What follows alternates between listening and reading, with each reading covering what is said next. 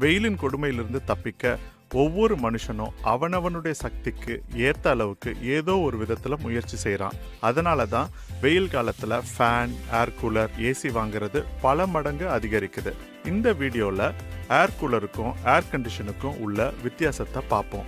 உண்மையில air cooler ரொம்ப சிம்பிளான ஒரு மிஷின். சூடான காத்த தண்ணியை கொண்டு குளிர்விக்கிற ஒரு சிம்பிள் டெக்னாலஜி. ஏர் கண்டிஷனோடு கம்பேர் பண்ணா இது ரொம்ப சீப்.